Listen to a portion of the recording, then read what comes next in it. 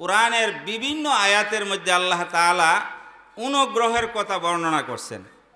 আমি আপনাদের সামনে সূরা আনআমের 54 নম্বর আয়াত তেলাওয়াত করছি। এই আয়াতের মধ্যে আল্লাহ তাআলা এই অনুগ্রহের কথা বলছেন। বিসমিল্লাহির রহমানির রহিম আমরা যে পড়ি, বিসমিল্লাহির রহমানির রহিমের মধ্যে আল্লাহর দুইটা গুণবাচক নাম আছে, একটা হইল রহমান আর একটা হইল রহিম। আল্লাহ দয়াশীল, আল্লাহ দয়াবান, অনুগ্রহশীল। আল্লাহর অনুগ্রহ ছাড়া কেউ যাইতে পারবে না। আচ্ছা, আল্লাহর গোসা আসেনি? আল্লাহর গোসা আছে। যদি আমরা যে পাপ করি, আল্লাহর বিরুদ্ধে আচরণ করি, আল্লাহ যেভাবে বলছে, নবী যেভাবে বইলা গেছে, এইগুলি এই মোতাবেক আমরা চলি না। নবী বইলা গেছে যে 5 ওয়াক্তের নামাজ পড়ার জন্য আমরা সঠিকভাবে পড়ি না। রোজা রাখার জন্য বলছে, আমরা রোজা রাখি না। হ্যাঁ, নিজের শরীর নষ্ট হয়ে যাবে এই জন্য রোজা রাখি না। নিজের ব্যস্ততার কারণে নামাজ পড়তে পারি না। মাল কইমা যাইব, মালের মহব্বতের কারণে জাকাত দিতে পারি না। আবার বয়স কম, মাথার চুল দাড়ির চুল ফাঁকছে না, তৌফিক আছে, এরপর আমরা হজে যাই না, বলে আরেকটু বয়স হইলে হজে যাবো। এই সমস্ত কাজগুলি অনেকে এরকম মানে আস্তে আস্তে পিছাইতে দেখা গেছে এক সময় মরণ আইসা পড়ছে তার, কিন্তু তার কাজ করা সম্ভব হয়েছে না।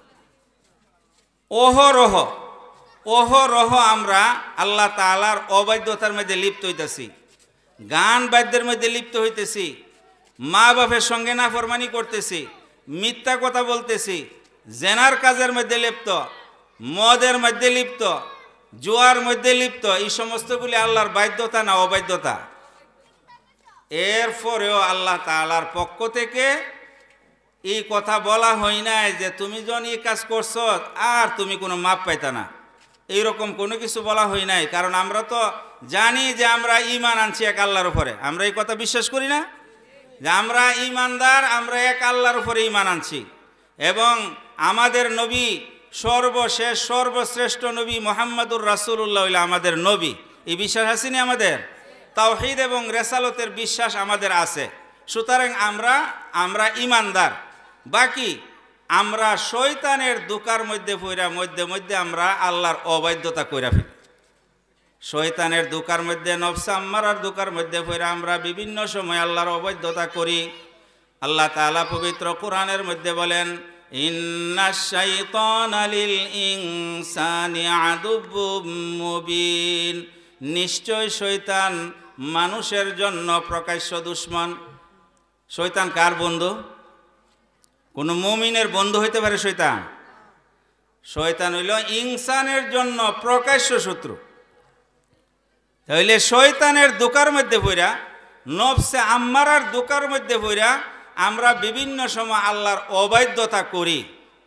এই তারা যেন আল্লাহ তাআলার রহমত থেকে, আল্লাহর দয়া থেকে যেন তারা মানে মুখ না ফিরে এনে আল্লাহর প্রতি অনুগ্রহ পাওয়ার আশা রাখে। এই আশা সূচক একটা আয়াত হইল আমি আপনাদের সামনে তেলাওয়াত করছি। আল্লাহ তাআলা এই আয়াতের মধ্যে বলেন যে ইদা জাআকাল্লাযীনা ইউমিনুনা বিআয়াতিনা, যখন ওই সমস্ত লোকরা আসবে যারা আমার আয়াতের উপরে বিশ্বাস রাখে। আয়াত মানে কি? কোরআনের আয়াতসমূহের উপরে যে বিশ্বাস স্থাপন করে, তারা যখন আপনার কাছে আসবে, ফাকুল সালামুন আলাইকুম, আপনি তাদেরকে বলে দিন যে তোমাদের উপরে শান্তি বর্ষিত হোক। আল্লাহ রাসূল আল্লাহ বলেন যে তাদেরকে আপনি বইলা দেন যে তোমাদের উপরে শান্তি বর্ষিত হোক। এবং আল্লাহর পক্ষ থেকে অফার, কাতাবা রাব্বুকুম আলা নাফসিহির রাহমা, যে তোমাদের রব নিজের উপরে অবধারিত কইরা নিছে রহমতকে, অনুগ্রহকে। আল্লাহ তাআলা নিজের উপরে অনুগ্রহ করাটাকে অবধারিত কইরা নিছে যে আল্লাহ রহমত দয়া করবেন বান্দার প্রতি। কারণ আল্লাহ তাআলার কাছে আরশের উপরে একটা লিখিত একটা কিতাব আছে। এই কিতাবের মধ্যে আছে কি? সাবাকাত রহমাতি আলা গাজাবি, যে আমার রহমত আমার রাগের উপরে প্রবল। তার মানে রহমত গালিব হয়ে গেছে গজবের উপরে। আল্লাহর কি আছে? জিদ আছে। আল্লাহর রাগ আছে, কিন্তু আল্লাহর রাগের চিকা আল্লাহর দয়ার পাওয়ারটা হইল বেশি। এই জন্য যদি আল্লাহর রাগ করিয়া আমি যে গুনার কাজের মধ্যে লিপ্ত হই, মিথ্যা কথা বলি, সঙ্গে সঙ্গে যদি আল্লাহ রাগ হইয়া মুখটা বন্ধ করে দিত, যে আর একটা কথা সামনে বলা যাইত না, তাহলে আল্লাহ ইচ্ছা করলে পারল নি, আমরা মুখ বন্ধ করিনি না।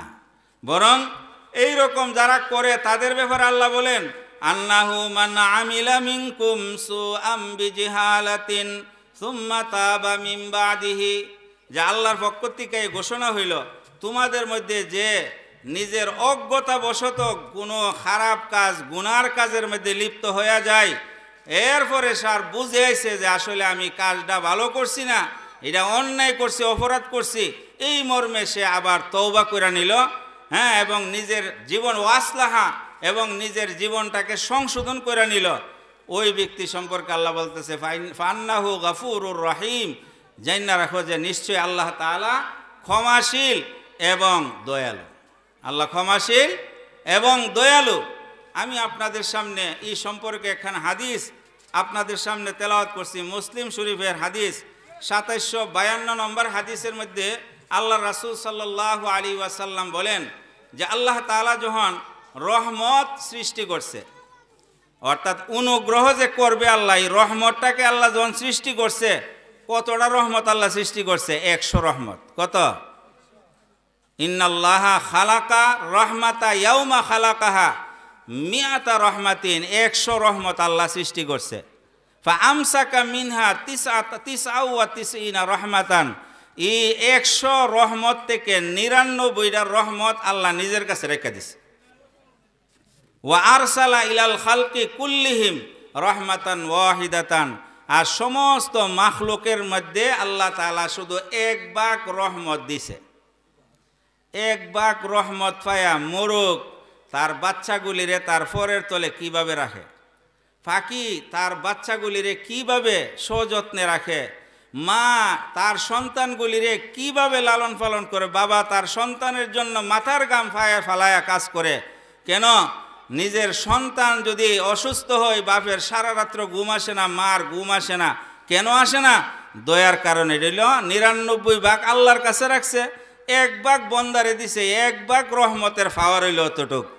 আল্লাহ তাআলা হাসরের দিন আখিরাতের মধ্যে 99 ভাগ রহমত ব্যবহার করবে বন্দার পিছনে। আল্লাহ তাআলা বিভিন্ন অজুহাতে বন্দাদেরকে ক্ষমা করে দিবে। আমরা আল্লাহ তাআলার এই রহমতের আশা করি কি না? আল্লাহ তাআলা আমাদেরকে আখিরাতে এই রহমতের অন্তর্ভুক্ত করে আমাদের গুনাহগুলি ক্ষমা করে কঠিন হাসরের দিনে যেন আল্লাহ তাআলা কোনো একটা ওসিলায় আমাদেরকে ক্ষমা করে জান্নাতের অধিকারী বানাই দে। সকলে বলেন আমিন। ওয়া আখিরি দাওয়ানা আনিল হামদুলিল্লাহি রাব্বিল আলামিন।